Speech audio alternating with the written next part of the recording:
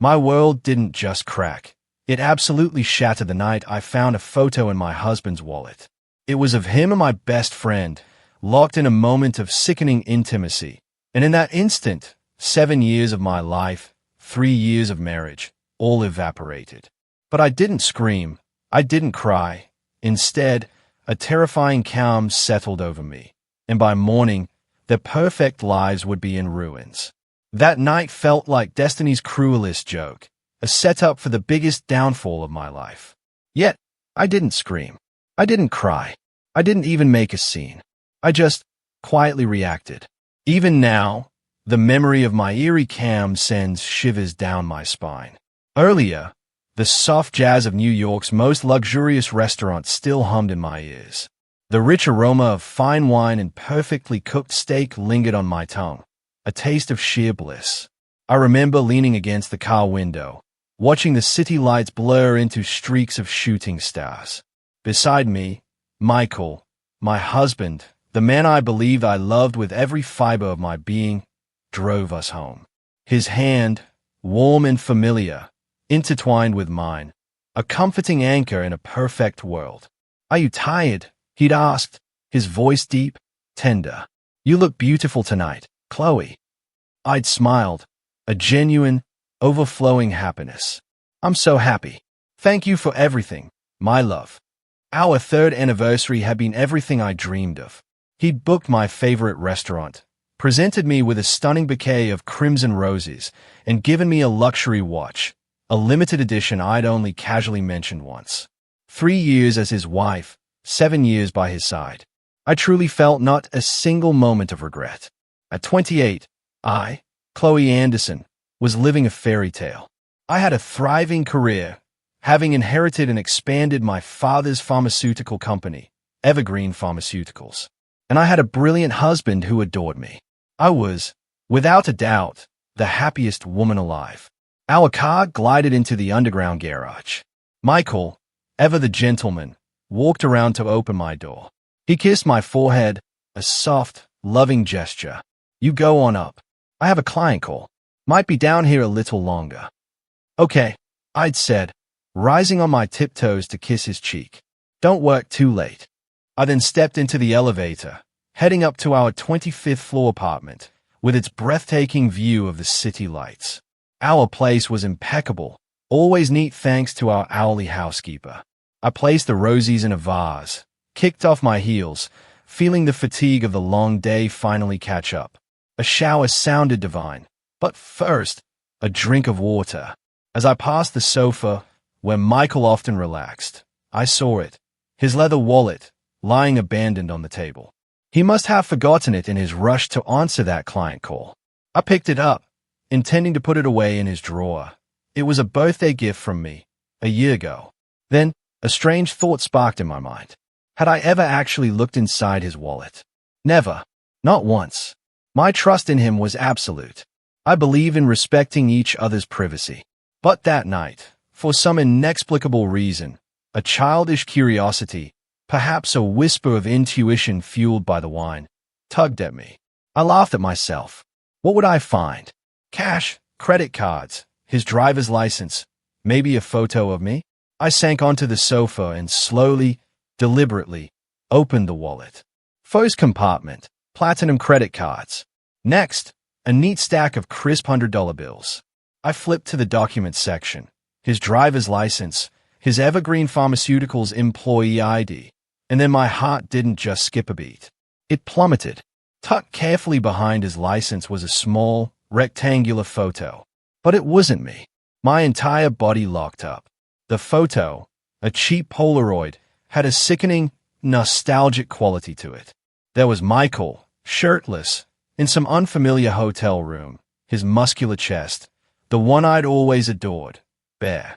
He was beaming, a radiant, joyful smile I hadn't seen directed at me in too long. And in his arms, her head resting on his bare chest, was a woman. She, too, was smiling, a possessive, flirtatious smirk. Her flimsy nightgown and long hair spilled over my husband's shoulder. And that face, there was no mistaking it. It was Jessica Davis, my best friend, My world didn't just shatter. It exploded into a million agonizing pieces. The soft music in the apartment became a deafening roar. Everything blurred, save for the horrifying clarity of their two smiling faces, sharp as daggers plunging into my very soul. Jessica, the friend who had weathered tough college years with me, the one I trusted so completely. I made her head of research and development at my company, the one I confided in about every joy, every sorrow, even the most intimate details of my life with Michael. A searing pain erupted in my chest, a wave of pure nausea rising in my throat. I clapped a hand over my mouth, desperate to stifle the sob clawing its way out. Why? How? My most beloved husband, my most trusted friend. How long had this been going on? What depraved acts had they been committing behind my back? Michael's frequent business trips.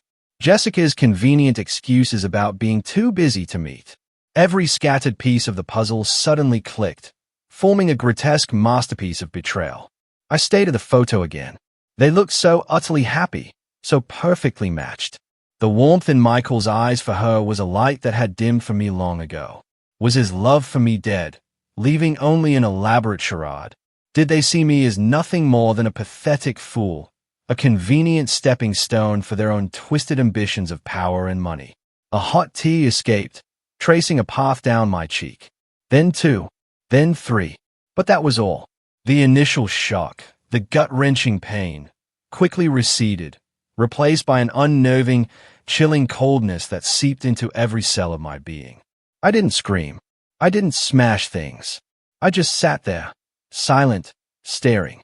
I studied that photo for what felt like an eternity, wanting to etch the deceitful faces into my very bones. The tears stopped. Tears were a luxury I couldn't afford, utterly useless now. With a terrifying calm, I pulled out my phone and took several crisp, clear photos of the picture from every angle. Then, meticulously, I placed the Polaroid back, precisely where I'd found it in Michael's wallet. I returned the wallet to the table, not a millimeter out of place. I walked to the bathroom, filled the tub with icy cold water, and submerged myself. The bone-chilling cold didn't numb me. It sharpened my focus, clearing my mind with brutal efficiency. Confront them, make a scene, only to be met with fake apologies, empty promises, and then they'd just continue their sordid affair, only more carefully. No, this Chloe wouldn't be so foolish. I wouldn't give them an inch. No chance to deny, no time to prepare. They had made a fool of me. Now, I would show them just how terrifying this fool could be when truly unleashed. I dried myself, looking into the mirror. The woman staring back had red-rimmed eyes, but her gaze was no longer soft. It was sharp. It was resolute. I wouldn't divorce him immediately. I wouldn't let them win that easily. I would make them pay a monumental price, a price they would carry for the rest of their miserable lives. I grabbed my car keys. It was almost 1 a.m., but I knew a 24/7 copy and print shop. Tomorrow morning, as the sun rose, as Michael and Jessica still dreamed of their beautiful future built on lies, they would receive a surprise. A devastating gift. Tomorrow, a different kind of rain would fall at Evergreen Pharmaceuticals. Not water, but the cruelest, most humiliating truth imaginable. My revenge story had only just begun.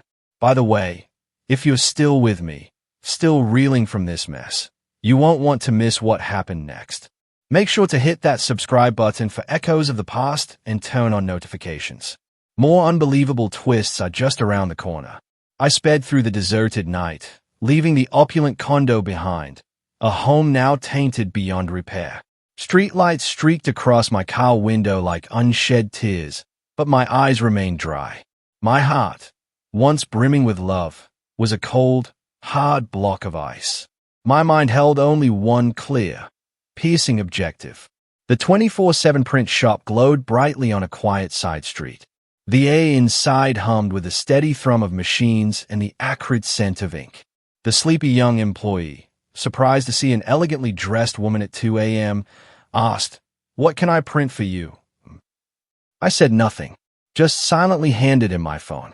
The damning photo, Michael's happy face, Jessica's possessive smile, blazed on the screen. "Print this for me," I commanded, my voice flat, in color, on the best photo paper. 500 copies. His eyes widened, darting between me and the image, a mix of apprehension and curiosity. He probably wondered about the story behind such a bizarre request, but that wasn't his business. He simply nodded, took the file, and began his work. I sat on a cold plastic chair, watching. Sheet after sheet, their smiling faces emerged, reproduced mercilessly. Hundreds of times. They piled up on the large table, a grotesque tableau of their intimacy. With each print, my heart grew colder, the lingering pain transforming into something else entirely, a dark, chilling power. I paid a substantial sum for those 500 high-quality photos. It felt like the most worthwhile investment I'd ever made. The employee stacked them into a cardboard box. I clutched it to my chest, feeling as if I held a box of ashes, the ashes of my love, my trust, 3 years of a marriage I had so meticulously nurtured. That night, I didn't go home. I drove to a hotel near my company, renting a room. Sleep was impossible. I placed the box on the table, pulling out a single photo. Under the dim hotel light, Michael and Jessica's smiles looked even more glaringly fake, more sickening. What had I done wrong? Was I not enough? Not loving enough? Or had I trusted too much? No, I had done nothing wrong. They were the betrayers. They were the wrongdoers. I sat by the window, gazing down at the deserted streets. I'd always imagined if I ever discovered such a betrayal, I'd lose my mind, scream, confront them in a fit of rage. But my current calmness was terrifying, even to myself. Perhaps when pain transcends a certain threshold, tears simply cease to fall, and the heart forgets how to ache. There was only emptiness, and a singular, burning desire for justice. The clock read 4 a.m., then 5. As the first pale rays of dawn filtered through the blinds, I rose. I changed into a sharp black business dress, meticulously applying makeup to hide the dark circles beneath my eyes. I met my own gaze in the mirror. A completely different Chloe stayed back. The same face, yes, but the eyes no longer held gentle innocence. They were sharp. They were resolute. At precisely 6:30, I drove to Evergreen Pharmaceuticals. The 30-story skyscraper, the shining legacy of my father, now felt like my personal battlefield. At this hour, only cleaning staff and security were present. As CEO, I was simply greeted with respectful nods. They knew I owned this place. I carried the cardboard box into the main lobby, a grand space of polished marble floors and a decorative fountain. This was the face of Evergreen, the first impression for employees and partners. I set the box down, took a deep breath, and opened it. I didn't just drop them. I scooped up handfuls of photos and tossed them high into the air, right beneath the building's skylight. Hundreds of images, like venomous butterflies, spun and drifted downwards. They settled everywhere, on the gleaming marble, in the fountain, on the plush leather chairs. In moments, the entire lobby transformed into a shocking exhibition of their betrayal. I stood amidst that rain of faces, silently observing my handiwork. Michael and Jessica, grinning brazenly, were everywhere. A chilling wave of satisfaction washed over me. This was just the prelude. My task complete, I didn't linger. I calmly took the executive elevator to my office on the top floor, my private fortress. From behind its vast glass wall, I could watch everything unfold, unseen. I brewed a cup of black coffee, no sugar, just bitter truth, and stood by the window, waiting. At 7:30, the first employees began to arrive. A young intern stepped into the lobby. She stopped dead, eyes wide, staring at the scene.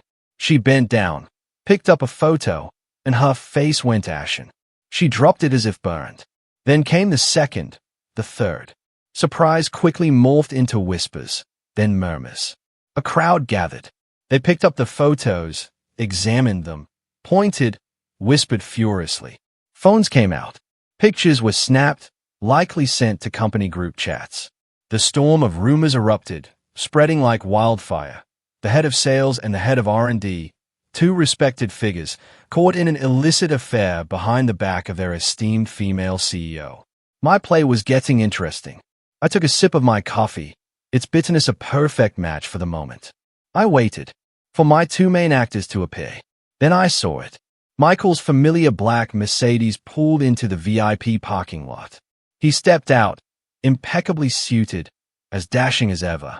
Moments later, a white Mazda pulled up beside him.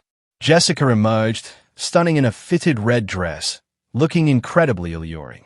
They'd arrived together. They talked, laughed happily, utterly oblivious to the tempest brewing inside. A few steps more, and they approached the main entrance. My play was about to welcome its most honored audience. I couldn't wait to see how they would continue their act. From my 30th floor office, through the reinforced glass, I watched their every move. They walked side by side, maintaining a polite, professional distance, but their eyes exchanged those knowing glances, the secret language of lovers caught in a forbidden affair. Still smiling.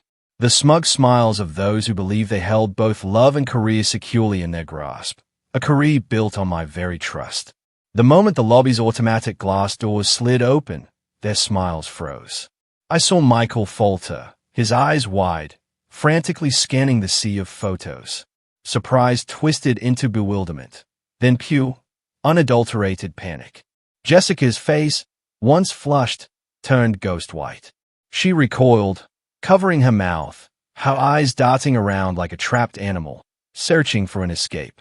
The crowd of whispering employees fell silent. All eyes, now, were on the two main characters. The atmosphere grew thick, suffocating. I could almost hear their hearts hammering.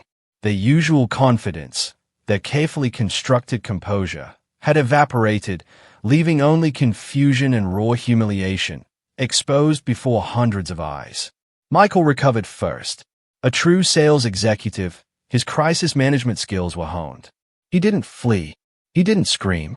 Instead, he rushed forward, a man possessed, frantically scooping up the photos scattered across the floor, clutching them to his chest as if that could somehow bury the truth.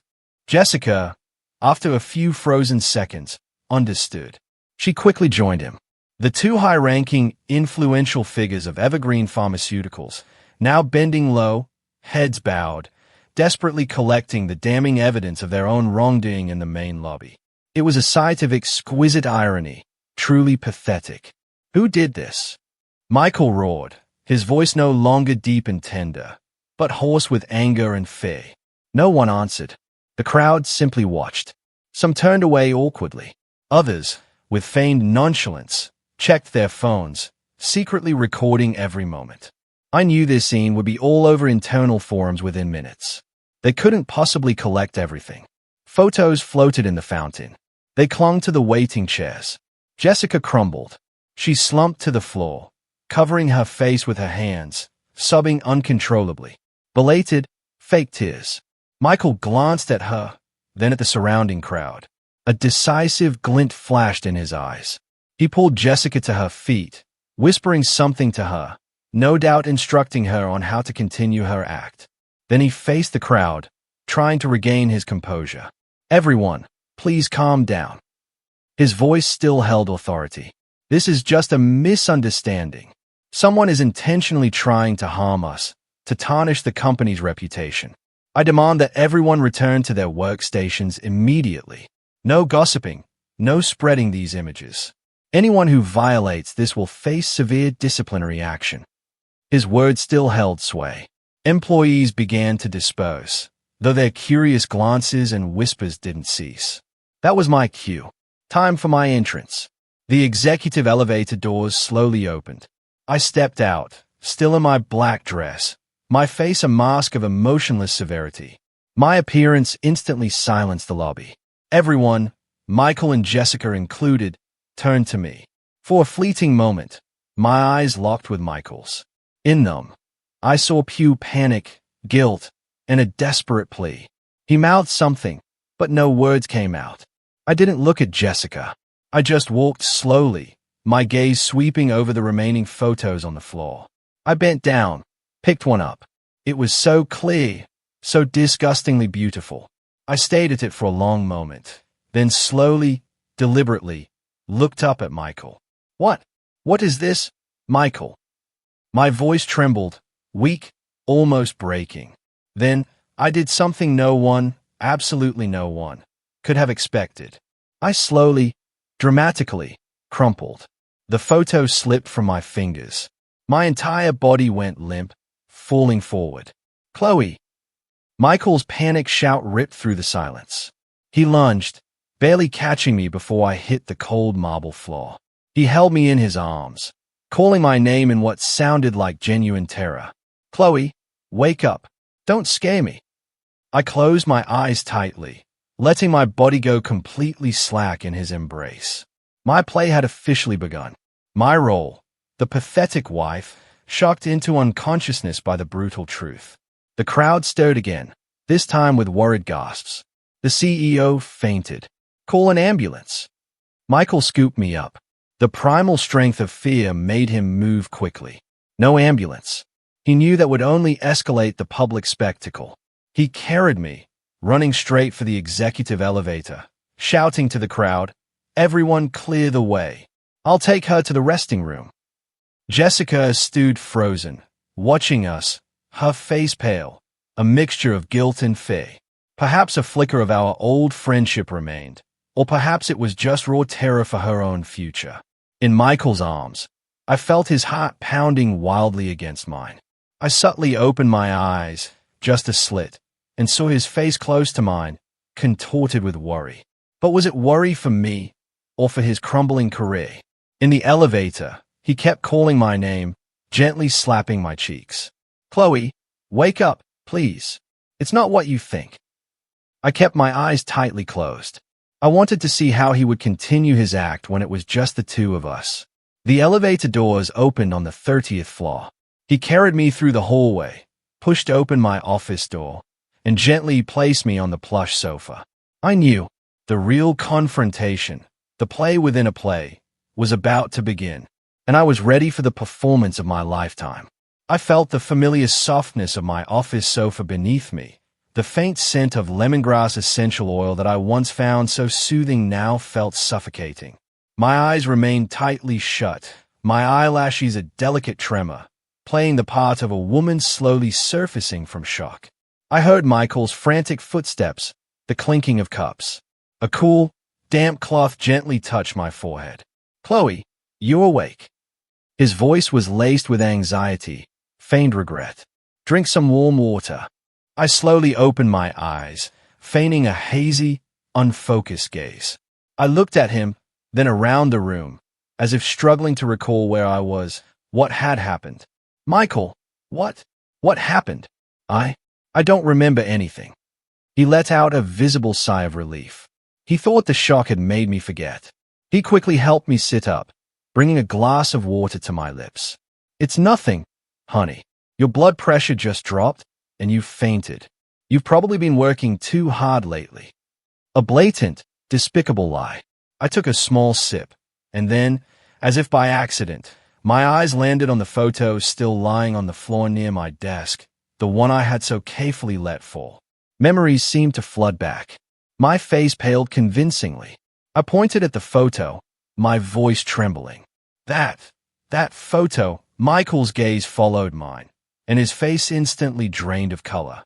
He knew. He couldn't hide it anymore. The second act of his pathetic play began. He quickly knelt beside the sofa, grasping my hands. His handsome, refined features were contorted, a masterful display of pain and remorse. "Chloe, I'm so sorry. It's not what you think. Please, let me explain." I remained silent, just looking at him, my eyes welling with tears, a perfect picture of hurt and confusion. I wanted to see what elaborate fiction he would weave. "It was her," he began, his voice filled with righteous indignation. "It was Jessica. She set me up." He spun a tale of a company party, too much alcohol, Jessica luring him to her hotel room under the guise of an urgent project discussion. I was too drunk to know anything. Chloe. When I woke up, it was too late. This photo, she took it secretly, to blackmail me. She was jealous of our happiness. She wanted to destroy our family. It was a perfect story. He, the victim, a pitiful husband ensnared by conniving, manipulative female colleague. All blame laid squarely on Jessica. And he, out of his immense love for me, fearing my hurt, had silently endured it all alone. So noble, so admirable. The Chloe of yesterday might have fallen for it completely, but the Chloe of today found it utterly laughable. His acting truly deserved an Oscar. I looked at him, letting tears stream down my cheeks. Really? Is that true, Michael? Why would Jessica do that to me? I sobbed, burying my head in his shoulder. My portrayal of a pitiful, gullible wife was equally convincing. Michael, believing he had me fooled, tightened his embrace, his voice growing even more earnest. It's my fault, Chloe. It's all my fault. Don't blame yourself. I was just afraid you'd worry, that it would affect your health. I intended to resolve things with her completely before telling you. I never imagined she would be so despicable. Chloe, can you forgive me? I swear I only love you. You are the only one in my life. He poured out sweet vows, words designed to melt any woman's heart. I continued to cry, my shoulders shaking in his arms. But hidden in that buried face, no one could see the chilling coldness in my eyes. His lie had gaping holes. If Jessica used that photo to blackmail him, why would he keep it so carefully in his wallet? He should have destroyed it. And if he was truly too drunk to know anything, why was his smile in the photo so radiant, so genuinely happy? But I didn't expose him. The play had to continue. After a period of convincing sobs, I looked up, my eyes red-rimmed. Michael, are you telling me the absolute truth? You're not deceiving me, are you? I swear on my life. Then what about Jessica? How am I supposed to face her? You don't have to do anything, Michael said, his voice hardening, a glint of genuine anger flashing in his eyes. I'll handle her tomorrow. I'll make her resign. Get her out of this company. I won't let her have another chance to hurt you. He spoke with conviction. Resign so quickly? My intuition screamed. But I didn't ask further. I just nodded, leaning on his shoulder. Then that's good. I don't want to see her again. Don't worry, he promised, tightening his embrace. From now on, no one will be able to come between us. That night, Michael stayed late at the office with me, incredibly attentive, tending to my every need. The new Mont Blanc pen I'd gifted him, a symbol of my unwavering trust, was clipped prominently to his suit jacket pocket. He'd occasionally take it out, admire it, even sign a few sample words. He had no idea that my third eye, that tiny, sophisticated recording device, was silently capturing everything. I knew their play wasn't over, and this pen would be my exclusive ticket to the front row, to witness whatever further deceptive acts they planned behind my back. In the days that followed, my life settled into a facade of normalcy. Michael, a master of deception, played the role of the perfectly repentant husband. He was home on time, no more late-night calls, no mysterious client meetings. He lavished attention on me, bringing small gifts, cooking my favorite meals. It was a flawless performance of a marriage saved from the brink. And I played my part just as flawlessly, the forgiving wife who had completely bought into his repentance. We laughed, we chatted, we watched movies, we shared dinners.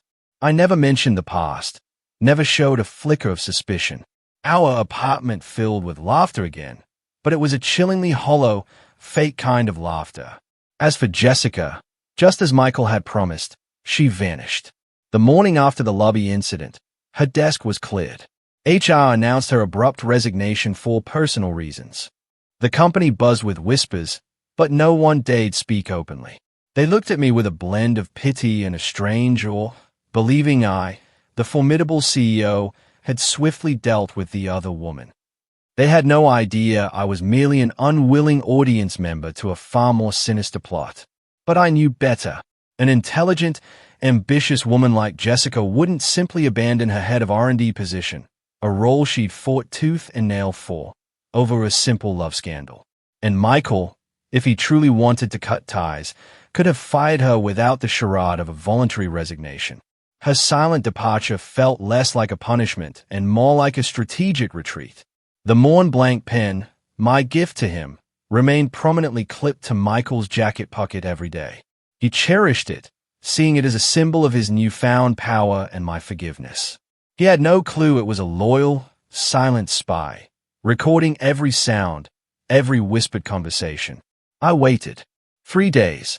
I knew retrieving the pen too soon would raise suspicion. I needed the perfect moment. And it came on the evening of the 3rd day. Michael announced an important client meeting at a golf club. He came home, showered, changed into sportswear, and rushed out, leaving his suit jacket, with the pen clipped inside, casually tossed on the sofa. I waited until the faint roar of his car engine had completely faded. My heart hammered against my ribs. Trembling, I pulled out the pen and connected it to my laptop with a special cable. An audio folder instantly appeared, filled with recordings time-stamped by date. I put on my headphones, took a deep, shaky breath, and clicked on the first recording, made right after I had given him the pen. Initially, it was just ambient office sounds, rustling papers, the click of a keyboard. Then, I heard his office door open. "You can come in now," Michael's voice. "Aren't you going to close the door? Do you want everyone to know?" A female voice. Familiar. Heartbreaking. It was Jessica. She hadn't resigned. She was still secretly meeting my husband, right here, in my company. "Don't worry. No one dares to come up to the 30th floor at this hour." Michael's voice held a hint of annoyance. "Have you caused enough trouble? Do you know how much trouble I went through to appease that old woman?" That old woman? He was calling me that. Caused trouble. Jessica's voice sharpened, bristling with indignation. "Michael, that's rich coming from you. Who was careless enough to leave that photo in their wallet? Do you know how much I've been humiliated? Everyone in the company looks at me like a vixen. How can I even show my face at work? I told you to take a temporary break at home. When things calm down, I'll find a way to bring you back. That R&D position of yours, who else could fill it but you? Temporary for how long? A month? 2 months? Or a lifetime?" "Don't be unreasonable," Michael snapped. "Our big plan is about to succeed. And you're thinking of giving up over this small thing? Do you remember what our goal is? It's this entire Evergreen Pharmaceuticals company." My ears rang. The photo wasn't just evidence of a sordid affair. It had inadvertently exposed a much, much larger conspiracy. They weren't just trying to deceive me emotionally. They wanted to seize my father's life's work. I trembled, but pressed play again. "Of course, I remember." Jessica's voice softened, seemingly placated. "But your wife isn't as foolish as you think. I'm afraid she's starting to suspect something." "Suspect what?" Michael scoffed, his voice radiating confidence and contempt. "You don't know how much she loves me. All I have to do is sweet-talk her a little, shed a few crocodile tears, and she'll believe me implicitly. She loves me so blindly she'd hand over her entire fortune without a moment's hesitation. A pathetic, love-struck woman. That's why we have this opportunity. Pathetic. Love-struck. That's what he thought of me, of the love I had given him. So what's the next step?" Jessica asked. "I'll continue to play the role of the repentant husband. And at the same time, I'll start telling her about the company's difficulties, about the pressure I'm under. I'll make her feel tired of the business, feel that she should step back and let me protect her. Gradually, I'll persuade her to transfer some of her shares to me on the pretext of gaining more say on the board to protect her father's legacy." Sounds good. But what if she doesn't agree? A long, chilling silence. Then Michael's voice returned, so cold it made me shiver. "If she doesn't agree, then we'll have to resort to Plan B." "Plan B?" Jessica questioned. "Exactly. An accident. A small accident. For example, brake failure, or sudden heart attack due to overwork. Chloe has a history of mild heart problems. You know, just one shock at the right time, and everything will be resolved. Then, as her legal husband, I'll naturally inherit everything." I tore off the headphones, flinging them onto the table. I couldn't listen anymore. My entire body trembled, not from fear, but from a raging inferno of pure wrath. An extreme rage, a burning indignation that pierced me to the bone. They didn't just want to steal my assets. They wanted to kill me. My husband, the man who shared my bed, my best friend, the woman I trusted implicitly. They were a pair of venomous snakes, secretly plotting to end my life in the cruelest way possible. The luxurious hotel room suddenly felt like an ice cave. I sat there, frozen in the darkness. Michael's chilling words, "I'll naturally inherit everything," echoed endlessly in my head. A will, right? My will. If I died without one, he, as my husband, would be the legal heir. And I knew they had meticulously planned for this. Perhaps they were just waiting for the perfect moment, for me to sign some transfer agreement, or for that accident to occur. A bitter smile formed on my lips. Michael, Jessica, you've planned meticulously, but you've forgotten one crucial thing. The prey you are hunting is not as weak, not as foolish, as you imagine. I will not let you succeed. I will not only protect my assets, I will protect my life. And I will make you pay for every malicious scheme, every wicked calculation. But to do that, I couldn't act alone. I needed an ally, someone smart enough, trustworthy enough, and powerful enough to confront them. Only one name sprang to mind, a person I should have turned to from the very beginning. The initial anger and fear gradually subsided, replaced by a chilling clarity. I couldn't sit here trembling. I had to act, to stay one step ahead of them. I retrieved the recording pen, carefully placing it back in Michael's suit jacket. The play had to continue, and this third eye still had to perform its duty. Early the next morning, I bypassed my empty, luxurious condo and drove straight to an old, stately mansion district. This area, with its ancient oak trees and quiet dignity, was a world away from the city's frantic pulse. I stopped in front of a white villa, behind intricate wrought-iron gates. This was the private residence and law office of Mr. Roberts. Attorney James Roberts, a name that commanded respect in every business circle. He wasn't just the city's top corporate lawyer. He was my father's closest friend, the man who had helped build Evergreen Pharmaceuticals from the ground up. After my father's death, he became our senior legal advisor. But for him, Evergreen wasn't just a client. It was the sacred legacy of his departed friend. Since my marriage to Michael, Mr. Roberts had, on several occasions, subtly warned me to be careful.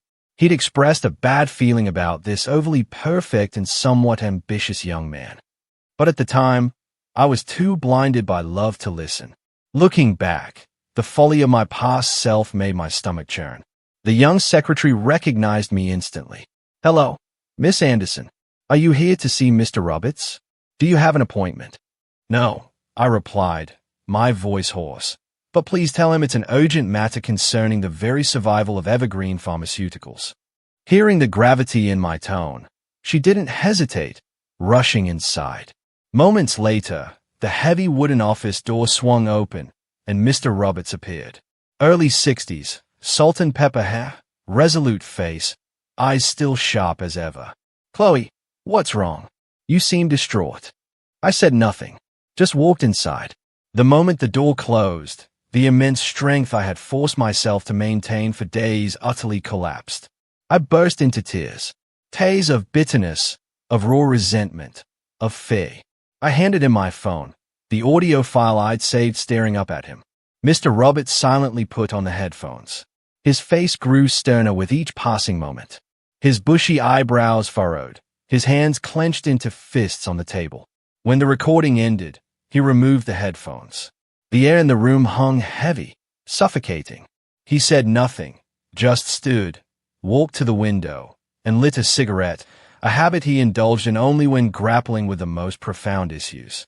"I was wrong," he finally said, his voice deep and raspy. "I should have been more assertive in preventing this marriage. I underestimated their cunning." He turned to me, his eyes no longer reproachful, but filled with a sorrowful, burning anger. "Chloe, don't be afraid. As long as I am alive, no one will be able to touch you or steal Evergreen Pharmaceuticals. I promise you, and I promise my departed friend." His words were a balm, calming my turbulent soul. For the first time since that night, I felt I was not alone. I had a rock-solid support system. "Now," he said, extinguishing his cigarette and returning to his desk, his seasoned lawyer's demeanor snapping back into place. The first thing we need to do is neutralize their ace in the hole. Your will. Exactly. Under the law, if something unfortunate were to happen to you without a will, your primary legal heir would be your husband, Michael Johnson. That's precisely why they want to act. We must create a new will immediately. He explained the strategy. A new will, stating that in the event of my untimely demise, all my assets and shares in Evergreen Pharmaceuticals would transfer to a charitable foundation managed by him, not Michael. This would be legally notarized, a copy secured at the law firm. Crucially, he stressed, we needed to ensure Michael accidentally learned of this new will's existence. When he realizes that even if you die, he won't get a single dime, his accident plan will become utterly meaningless. He'll be forced to switch to Plan A, trying to trick you into transferring your shares. I nodded, fully grasping his intention. This was a brilliant move, cutting off their escape, eliminating their motive for murder. Once your life is safe, we'll begin our counterattack. Mr. Roberts' eyes gleamed, sharp and determined. You said they want to trick you into signing share transfer documents, right? Good. We will use their own trap against them, turning it into their downfall. A bold, intricate plan began to unfurl. I would continue my role as the love-struck, vulnerable wife, appearing increasingly disheartened by the burdens of the business. I would accidentally let Michael see the new will, claiming it was my father's dying wish, a way to protect his legacy. This would further cement his belief that I was naive and easily manipulated. Then, when he inevitably demanded share transfers, I would agree, but with conditions was set. In this chess game, we won't just be defending, Mr. Roberts concluded, his voice full of conviction. We will be actively attacking. You only need to do one thing. Play your role perfectly. I'll handle everything else. Leaving Mr. Roberts' office, my heart felt firm again. The gnawing fear had vanished, replaced by cold determination and a thrilling eagerness for the coming confrontation. Michael, Jessica, you have chosen the wrong opponent. In this play, I will not only be an actress, I will be the director, the one who decides everyone's ending. On the way home, I passed a high-end jewelry store. I stopped the car and went inside. I needed a few key props to make my performance even more realistic. Michael and Jessica, you like deceit, don't you? All right, I'll show you what true acting artistry looks like. Friends, a counterplan had been drawn. A battle of wits is about to begin. Can Chloe truly play the role of a naive, love-struck wife perfectly? Will Michael and Jessica fall so easily into her trap? My elaborate play with Michael continued flawlessly, a performance for the ages. We were the picture of a devoted couple, emerging stronger than ever from a difficult storm. He picked me up from work, prepared romantic dinners, whispered sweet nothings. And I played my part to perfection. The wife gradually shedding her career burdens, happily leaning on her husband's strong shoulder. I began to complain constantly about work pressures, about frustrating financial figures, about endless, draining meetings. You're right, Michael. I'd say every evening, leaning my head on his shoulder, my voice feigning weariness. I'm truly not cut out for this business world. I just want to be a normal woman, staying home and taking care of you. Each time I said this, Michael's eyes would flash with a triumphant glint. He'd quickly comfort me. Don't worry, I'm here. I'll take care of everything at the company. You just need to be beautiful and happy. He had no idea that while he basked in his self-satisfaction, the sapphire ring on my finger was silently recording everything. His every word, every gesture, every smug expression, captured with chilling clarity. And then, just as I predicted, Jessica made her move. A week later, during the weekly briefing meeting, she, despite having resigned, unexpectedly reappeared. Michael smoothly explained to everyone that the project to develop a new line of herbal products was entering a critical phase, and since Jessica was the most knowledgeable person, he had specifically invited her back as a project consultant. I sat silently, observing. The other department heads exchanged whispers, but with Michael's backing and my carefully crafted silence, no one dared to object. I knew this was their bait. Jessica, in her new role as a consultant, eloquently presented a project called Evergreen Wellness. She painted a breathtaking vision, a completely new line of functional products extracted from a rare Pacific Northwest herb capable of curing all ailments. She displayed impressive research data, projected growth charts. This will be a revolution in the functional pharmaceutical industry, she concluded confidently. As long as we invest heavily in the initial phase, cultivation areas, extraction facilities, I am confident that within 2 years, Evergreen Wellness will bring 5 to 10 times the profit. I listened, gently turning the ring on my finger. The plan sounded alluring, but with the experience and keen insight honed by my father, I immediately recognized the gaping holes. The initial capital investment was astronomical, the payback period impossibly long, and her figures were unrealistically optimistic. This was the bottomless pit they had prepared for me. Michael immediately jumped in with his support. I completely agree with consultant Jessica Davis. This is a golden opportunity we absolutely cannot miss. Chloe, what do you think? He turned to me, his eyes brimming with anticipation. Everyone in the meeting room turned their gaze towards me, awaiting the CEO's decision. I pretended to hesitate, furrowing my brow in deep thought. I examined the detailed plan Jessica had prepared. Everything was meticulously documented, making it almost impossible to find immediate flaws on a cursory glance. I think this project has a lot of potential, I said, my voice a little hesitant. But the initial capital investment seems a bit large. Is it too risky? High risk means high reward, honey. Michael quickly interjected, persuading me. Just trust me. With my experience and Jessica's talent, we will definitely succeed. Don't worry about the numbers anymore. Just leave it all to me. I looked at him, then at Jessica. Both were looking at me with expectant eyes, their unspoken anticipation almost vibrating in the air. I knew if I refused, they would simply find another way. The best strategy was to let them carry out their plan, fully exposing their true colors. All right, then, I sighed, feigning complete persuasion. If you're so confident, I'll trust you. We'll go ahead with this project. A barely concealed joy flashed across Michael's and Jessica's faces. They exchanged a quick, triumphant glance. They thought no one saw, but I saw it. The miniature camera on my ring saw everything. Immediately after the meeting, I returned to my office alone. The first thing I did was copy the video from my ring. It clearly recorded the entire meeting. Jessica's presentation, Michael's eager support, the victorious glances. But it wasn't enough. I needed more concrete evidence that this was a ghost project. I called Mr. Roberts.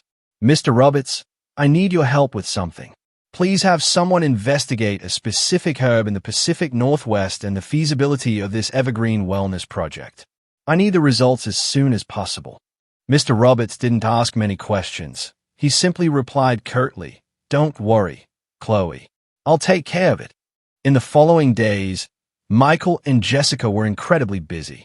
They held constant meetings, presenting me with a flurry of documents and contracts related to the project. Land lease agreements, equipment purchase contracts, agreements with plant seed suppliers. Everything was subtly faked, designed to siphon funds. And I, in my role as the puppet CEO, simply nodded and signed. Each time I put pen to paper, Michael would look at me with tender eyes, praising me. "My wife is so good. Just trust me. Everything will be fine." He had no idea that before signing any document, I used my ring to record the entire content. Every evening, those copies went straight to Mr. Roberts for safekeeping. I was personally handing over the company's assets to them. Yes, but at the same time, I was also meticulously collecting undeniable evidence to put them behind bars. A week later, Mr. Roberts called. "Chloe, I have the results. The herb they mentioned does exist. But," he paused, his voice grim, "it's a poisonous plant with no medicinal properties whatsoever. In fact, if used incorrectly, it can be lethal." And all the partner companies they presented, shell companies, just formed a few weeks ago. I tightened my grip on the phone. This wasn't just a money-burning scheme. It was a deeply malicious plot. If this product were manufactured and released, the consequences would be unimaginable.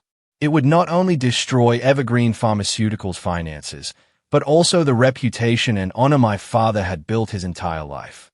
It could even endanger consumers' lives. Michael, Jessica, you are not just greedy, you are inhumane. At that exact moment, Michael walked into my office, wearing his familiar fake smile. Darling, everything is progressing very well. I think it's time for us to make a bigger change for the project to proceed smoothly. I knew the moment I had been waiting for had finally arrived. The cunning fox was no longer patient. I looked up, pretending to pull myself away from the papers I was reviewing, and offered Michael a somewhat weary smile. A big change. What do you mean? He walked over, came behind my chair, and placed his hands on my shoulders, beginning his affectionate massage. His fingers glided over my shoulders, a gesture I used to crave, but now it filled me only with profound disgust. You see, he began, his voice deep and persuasive. The Evergreen Wellness Project is a strategic project. It will determine the future of Evergreen Pharmaceuticals. But currently, there are some issues arising. What issues, Michael? I asked, feigning concern. A few board members, especially the conservative ones aligned with Mr. Roberts, they are not very supportive of this project. They think it's too risky. Every time I want to speed up progress, want to release a large sum of money, they find ways to delay, making me present and explain everything. He let out a deep, exasperated sigh. I'm just the head of sales. My voice doesn't carry enough weight. At this rate, we'll miss our golden opportunity. He was half right. Mr. Roberts, following our plan, was indeed making things difficult. He constantly demanded detailed expenditure report from Michael and more scientific evidence from Jessica about that miraculous herb's properties. All of this was designed to prolong the process, making Michael more impatient, more desperate. So, what do we do now, Michael? I turned my chair to face him, my eyes filled with feigned confusion and trust. Should I talk to them? No need. Michael quickly waved his hand. You're tired. I don't want you to worry anymore. I already have a plan. I just don't know if you'll agree. He hesitated, feigning extreme difficulty. Just tell me, Michael. As long as it's good for the company, for my father's legacy, I'll do it. My words were like a stimulant, making his eyes light up. He knelt before me, taking both my hands, beginning the main act. Chloe, for me to have full decision-making power, to silence all criticism and move the project forward as quickly as possible, I need an official title. I need real authority. Real authority. Yes. He looked deep into my eyes. I want you to sign a temporary proxy agreement, granting me the authority to manage the company for 6 months. During those 6 months, I will handle everything for you, from internal affairs to external relations. You just need to be by my side, a strong pillar of support. That's enough. After 6 months, when the project is on track, I promise I'll return everything to you. Then, whether you want to continue running the company or retire completely, I will respect your decision. Finally, the cunning fox had shown its tail. A temporary proxy. 6 months. The words sounded beautiful, but I knew that once that paper was signed, there would be no returning anything.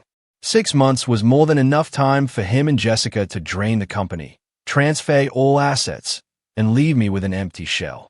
I remained silent, pretending to think. The sapphire ring on my finger was still quietly doing its job, recording every facial expression, every word, every calculating gesture of the man kneeling before me. Seeing my hesitation, Michael pressed on. Don't you trust me, Chloe? I'm doing all of this only for your good, for Evergreen Pharmaceuticals. I don't want to see you struggle and get tired anymore. I trust you, I said, my voice trembling. But this is huge, handing over the entire company to you. I'm afraid people will talk, will criticize you. I'm not afraid, he interrupted, his voice resolute. I'm not afraid of people calling me ambitious or power-hungry. I'm only afraid of you suffering. As long as you trust me, I don't care what the rest of the world says. A sweet, touching lie. He had expertly played on the psychology of a wife who loved her husband and wanted to protect him from gossip. But I still feigned concern. Isn't that too sudden? What will the other board members think? Michael seemed to have already prepared for this scenario. We'll make everything legitimate. We won't sign it secretly. Instead, I want you to call an extraordinary board meeting next week. A board meeting? Exactly. He nodded, his face radiating confidence. In that meeting, in front of everyone, you will officially announce this decision. You will say that due to your health and your desire to step back and focus on family, you have decided to temporarily entrust the management power to me. That way, no one can object. They will only see the absolute trust you place in your husband. They will have to admire our love. What a perfect, grandiose plan. He didn't just want power. He wanted it in the most glorious, legitimate way possible. He wanted to turn me into a tool to glorify himself, to prove he was a talented husband, deeply loved and trusted by his wife. I looked at him for a long moment, then slowly nodded, flashing a radiant smile, a smile of both resignation and profound happiness. Okay, I'll do as you say. I'll let the whole world know how talented and trustworthy my husband is. Michael was overjoyed. He embraced me tightly, lifting me and spinning me around. Chloe, you're amazing. I love you. I wrapped my arms around his neck, rested my head on his shoulder, but my eyes gazed out the window, cold and sharp. Michael, Jessica, the final stage is set, and I promise this curtain call will be spectacular. It will be a play you two will never have the chance to see again in your lives. The trap has been perfectly laid, and the prey is utterly triumphant without a shred of suspicion. That extraordinary board meeting will surely be a gripping performance. Are you curious to know what Chloe and Mr. Roberts have prepared for this spectacular reveal? If so, don't forget to hit the subscribe button for echoes of the past right now. Because when you subscribe, you won't just be an audience member, but a companion on my journey through the most tense moments to witness justice being served. Subscribe now so you don't miss the upcoming climax. A week flew by, a blur of eager anticipation for Michael and Jessica, but for me, a period of chilling calm and meticulous preparation. Mr. Roberts and I worked tirelessly. Every piece of evidence, audio files, videos, documents about the ghost projects was systematically organized. Mr. Roberts, with his seasoned legal mind, mapped out every single step, anticipating every conceivable outcome. The day of the extraordinary board meeting finally arrived. The sky over the city was clear, cloudless, yet the atmosphere inside Evergreen Pharmaceuticals' largest meeting room was thick, suffocating. All board members, major shareholders, and key department heads were present. They sat around the polished ebony oval conference table, their faces serious, alight with curiosity. They couldn't fathom why I had abruptly called such an urgent meeting, or why its agenda involved delegating management authority.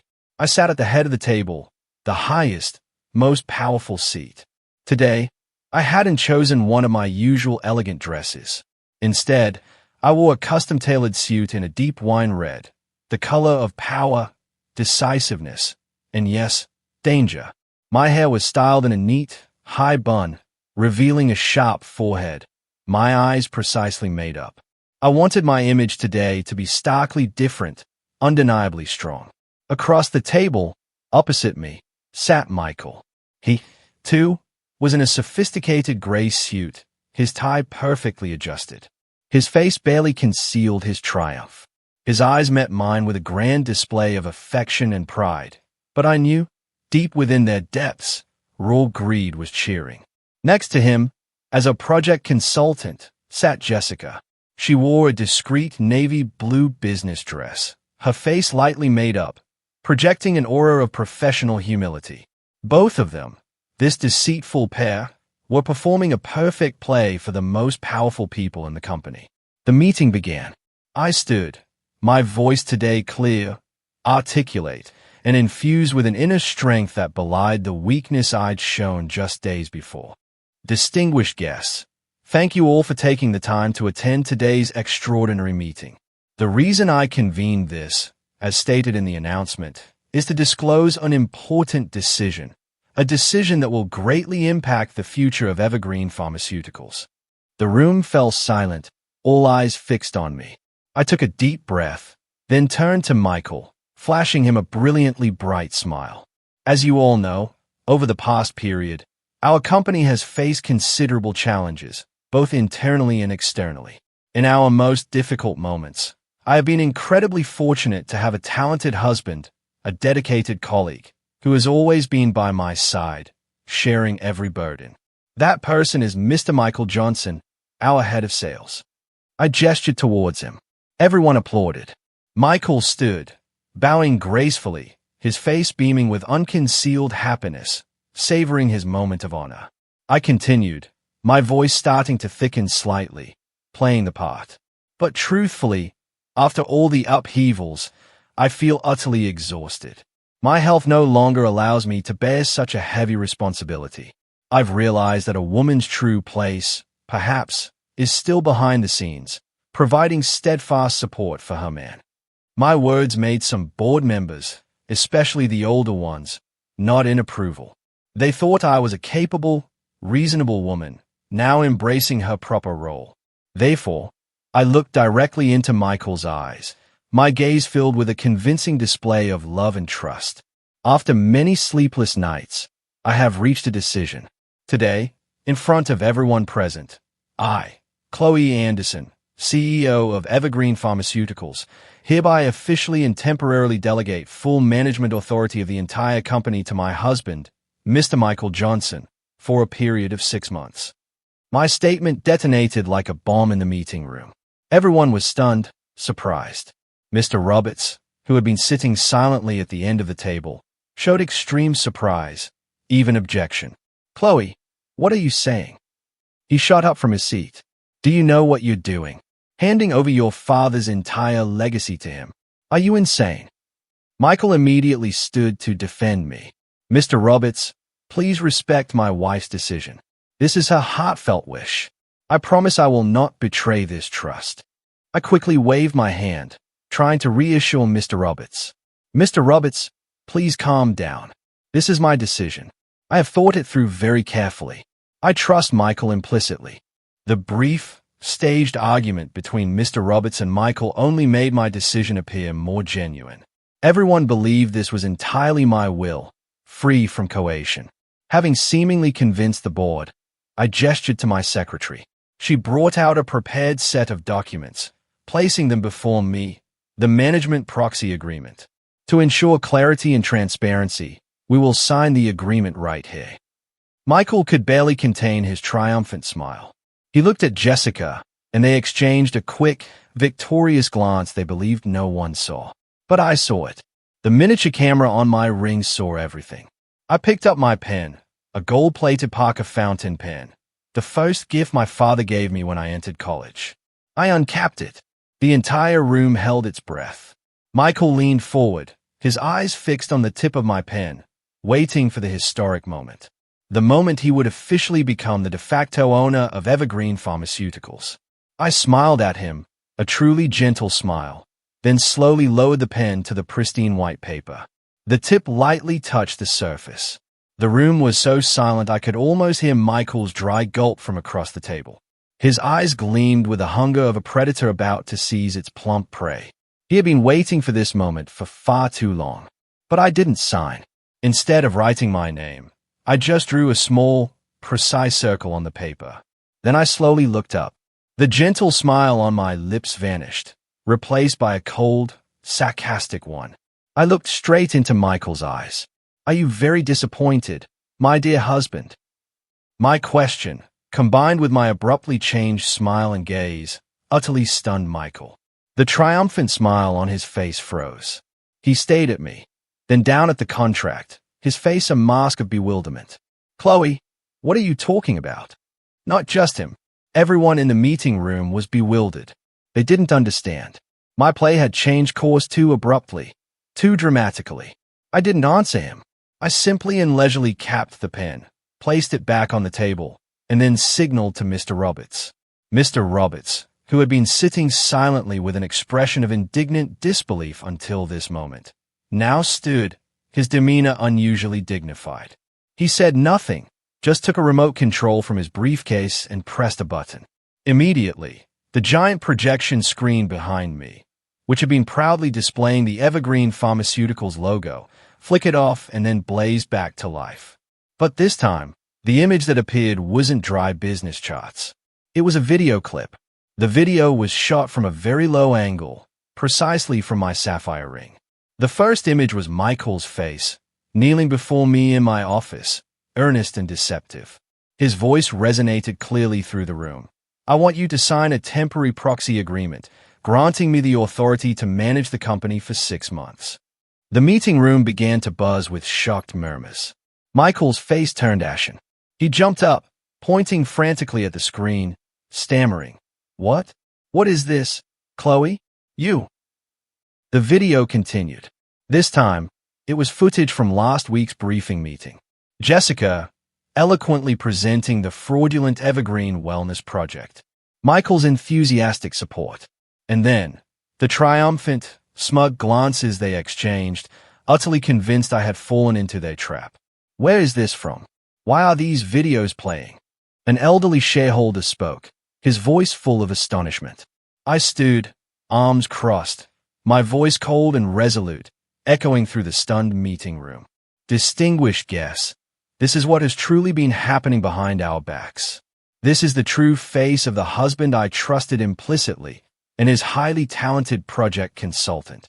Michael and Jessica were completely frozen now, their faces utterly bloodless. They stared at me as if I were a monster. But the best act is yet to come. "Perhaps you think these are just internal conflicts, typical power grabs," I said, my voice dripping with sarcasm. But no, the truth is far more horrifying. I signaled to Mr. Roberts again. An audio file began to play. This time, it was the raw, undeniable sound from the Mont Blanc pen. "We can't wait any longer. We have to speed up the plan. I'll find a way to make her hate her job." Michael's and Jessica's voices, discussing their ghost projects, their scheme to drain the company, echoed with chilling clarity. "If she doesn't agree, then we'll have to resort to Plan B." Plan B. Exactly. An accident. A small accident. For example, brake failure or sudden heart attack. At this, the meeting room erupted. Everyone stood up. Shouts and furious curses erupted, directed at Michael and Jessica. They couldn't believe that the people they had always respected, revered even, could be concealing such a cruel, inhuman conspiracy. Slander. It's all slander. The audio is edited. Michael roared in desperation, trying to deny his guilt. Edited. Mr. Roberts finally spoke, his voice carrying the calm authority of a legal professional. "Mr. Johnson, all these audio and video files have been submitted to forensic experts. They are entirely original, with no signs of tampering whatsoever. And the forensic report is right here on my desk." He held up a red-stamped document. Michael saw it. His entire body went limp. He slumped back into his chair, defeated. He knew. All avenues of denial had been blocked.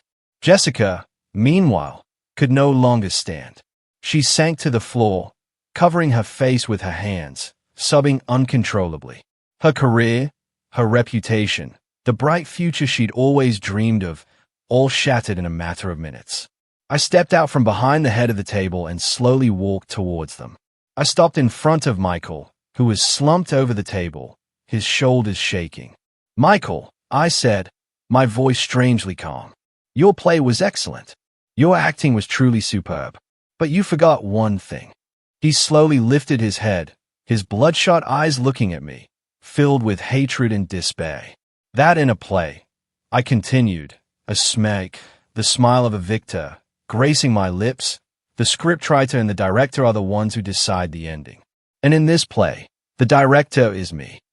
The moment I finished speaking, the meeting room doors burst open. 2 lines of police officers, in crisp uniforms, their faces stern, entered in unison. The lead officer, a captain, held up arrest warrants, facing Michael and Jessica. "Mr. Michael Johnson, Miss Jessica Davis, you are both under arrest for investigation into fraud, embezzlement, and organized conspiracy to commit murder. Please come with us to the station." Everything happened so quickly, so unexpectedly. Michael and Jessica, before they could even fully comprehend what was happening, were approached by 2 police officers and handcuffed. The cold click of the handcuffs echoed in the silent meeting room, putting a definitive, brutal end to everything. The cold, metallic click of the handcuffs echoed in the silent, stunned meeting room. It was the sharpest, most decisive sound imaginable, marking the definitive end of Michael and Jessica's careers, reputations, and futures. Michael stared at his shackled hands, his face cycling between ghostly white and livid green. He suddenly looked up at me, and in his eyes, there was no longer pleading or remorse, only raw, unadulterated hatred. The hatred of a cornered, vicious animal. "Chloe, you set me up, you evil woman," he roared, struggling violently against the two officers. I just stood there, silently watching him, my eyes unblinking. Evil? Compared to the horrific accident plan he'd conjured for me, compared to his ruthless conspiracy to steal my life and my entire legacy, what I had done today was merely a fraction. I was simply seeking justice, in a way the law fully allowed. Jessica, meanwhile, was completely shattered. She no longer cried out, simply sat slumped on the floor, her slender figure in the elegant business dress looking utterly pathetic.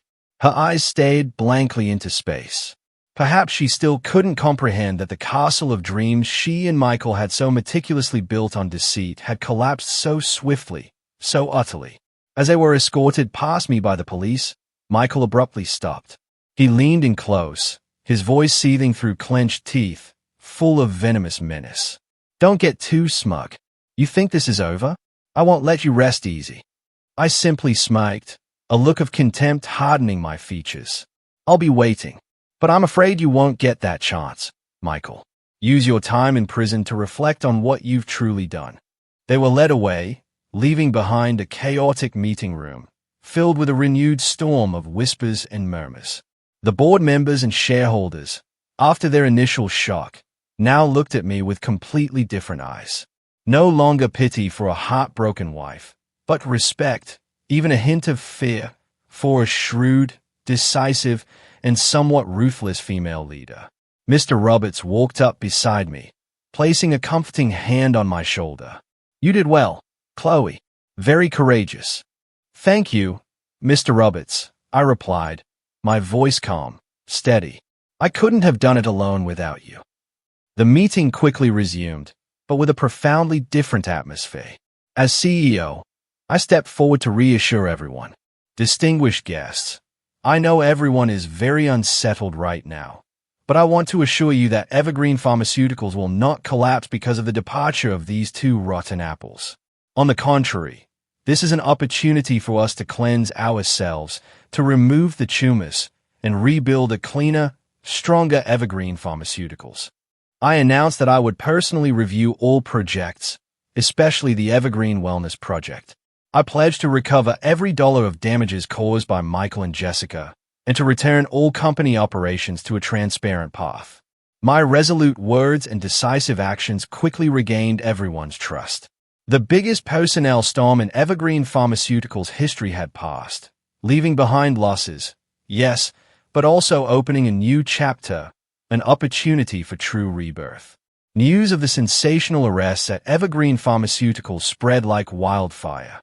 Major newspapers plastered headlines of the CEO betrayed by her husband and best friend, who conspired to commit murder. It became one of the hottest, most discussed topics for months. The evidence I presented at the meeting was widely circulated, exposing the deceitful couple's true, ugly faces. Public opinion, initially skeptical, now turned to full support and admiration for me. At the investigation agency, confronted with undeniable evidence, Michael and Jessica couldn't remain obstinate for long. They began to turn on each other, a truly pathetic display. Michael claimed all plans were Jessica's instigation, that he only acted recklessly because he loved her too much. Jessica, meanwhile, cried, insisting she was merely a pawn in Michael's hands, exploited both emotionally and professionally. Their true faces, exposed in the glare of danger, were utterly contemptible. The passionate love they once paraded now dissolved into pure selfishness, a desperate scramble to push blame onto the other to save their own skins. But the net of justice, though wide, lets few truly escape. 4 charges of organized fraud, embezzlement, and especially conspiracy to commit murder. They faced very long sentences that would bury their youth and their future behind bars. A few days later, I received a call from an unknown number. It was Michael's mother. Her voice, once sweet and flattering, was now full of pleading and tears.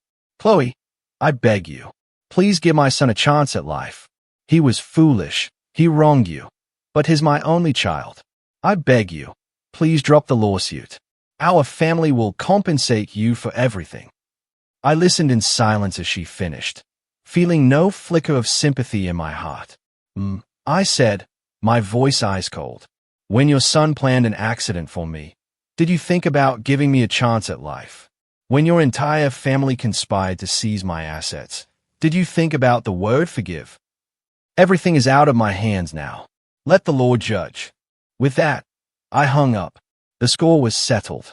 My forgiveness could not extend to those devoid of basic humanity. They had to pay the price for their crimes themselves. Everything seemed to have ended. The wicked had been punished. Justice had been served. But I knew my battle was not over. Seeking justice was only the first step. The next, and most important, was to revive Evergreen Pharmaceuticals, to rebuild it from the ashes of betrayal. After the storm, the sky didn't immediately clear. Evergreen Pharmaceuticals was like a massive ship that had just weathered a fierce hurricane. Though it hadn't sunk, its hull was scarred, its mast askew. It needed a skilled captain to steer it back on course. And that captain was me. The months that followed were a period of relentless, grueling work. I practically ate and slept to the company. The first and most urgent task was dealing with the aftermath of the Evergreen Wellness Project. Tens of millions of dollars had been dispersed into shell companies and fraudulent contracts, all orchestrated by Michael and Jessica. It was a gaping financial wound for Evergreen. Alongside Mr. Roberts and our legal team, we worked tirelessly with banks to freeze related accounts and sued the shell companies, fighting tooth and nail to recover every possible dollar.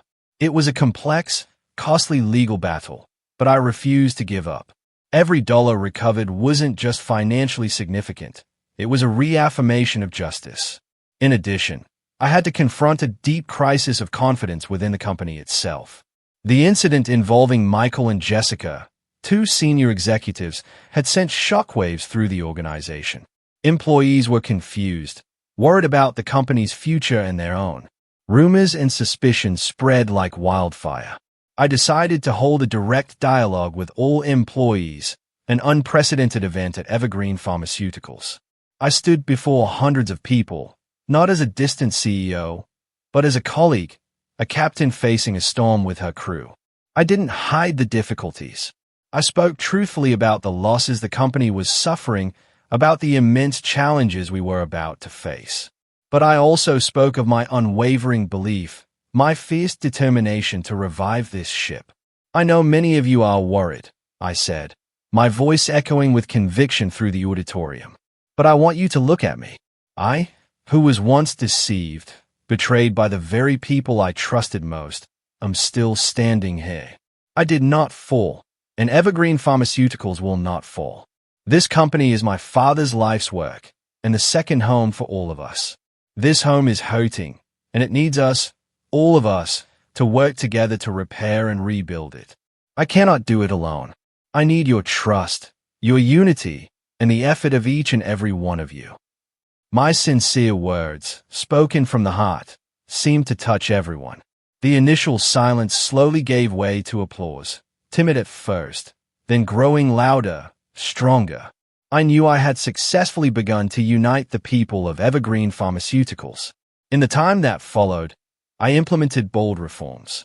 I completely abolished the old R&D department, the one Jessica had headed, a department that had been corrupted into a tool for draining the company. Instead, I established a new, state-of-the-art pharmaceutical research institute, inviting leading experts and scientists with a transparent and sustainable development strategy. I boldly promoted talented, dedicated young employees to important management positions, injecting new vitality into the entire company. My personal life also underwent profound changes. I no longer lived in that luxurious condo, now haunted by painful memories. I moved back into my parents' old house, a smaller, cozy home with a lush green garden, filled with peaceful childhood memories. Every day, after stressful hours at work, taking care of the flower beds myself, breathing the fresh air, I felt my soul cleansed, finding a strange, quiet peace.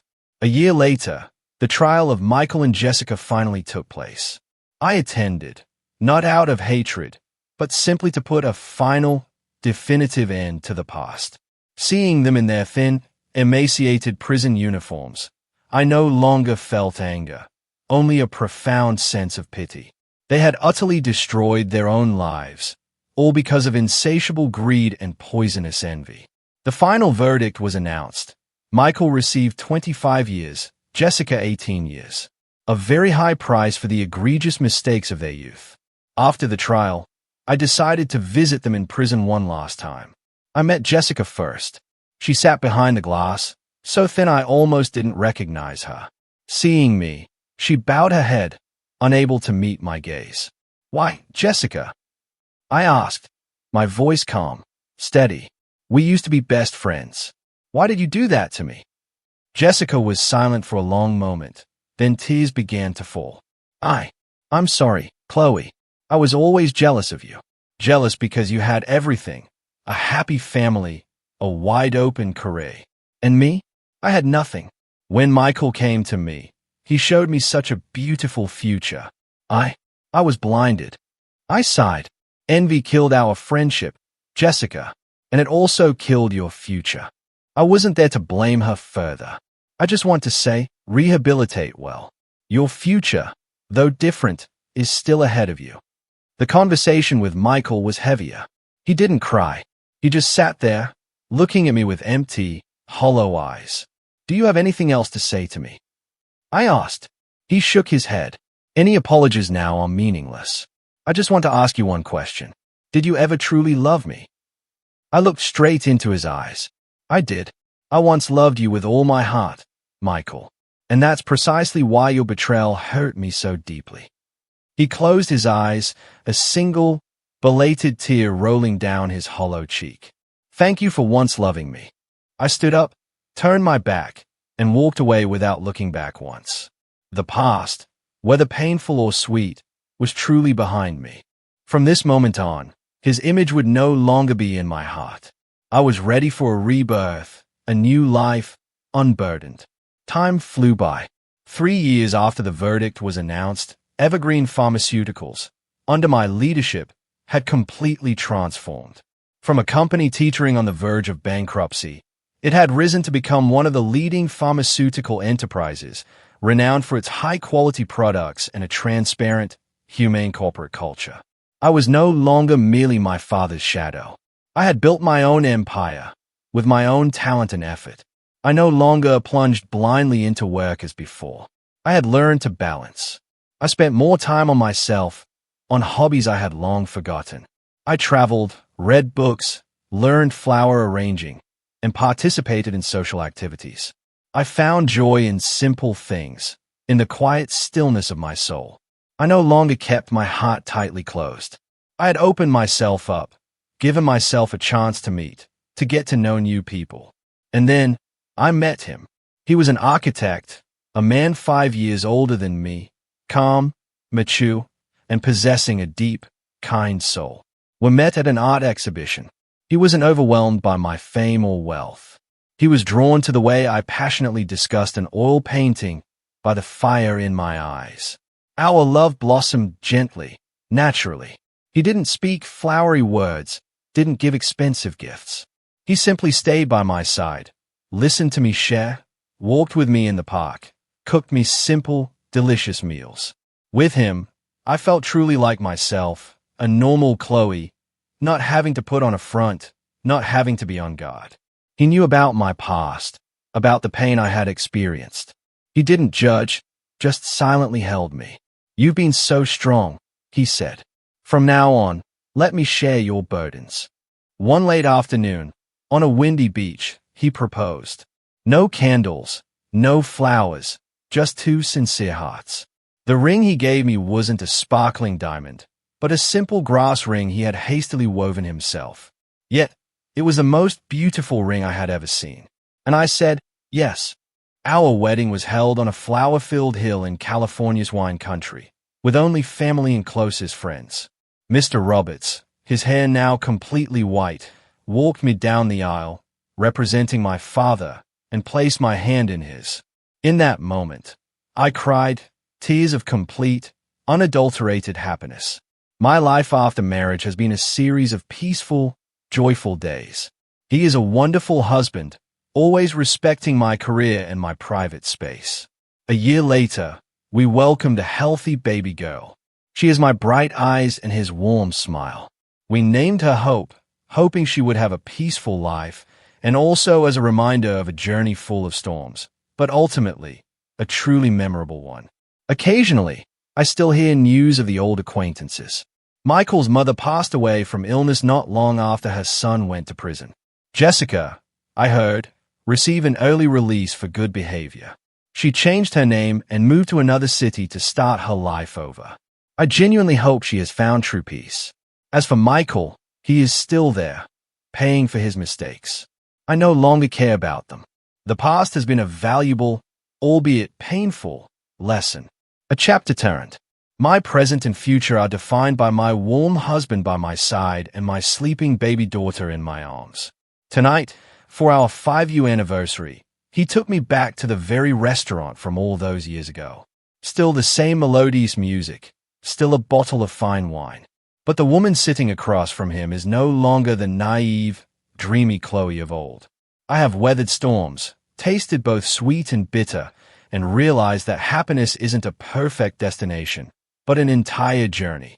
A journey where after every rain, we see a rainbow, and after every dark night, a new dawn awaits. And my dawn, radiant and warm, is right here with me. What would you have done in my place? If you've ever had to fight for your own justice, tell me your story in the comments below. I really want to know what you think.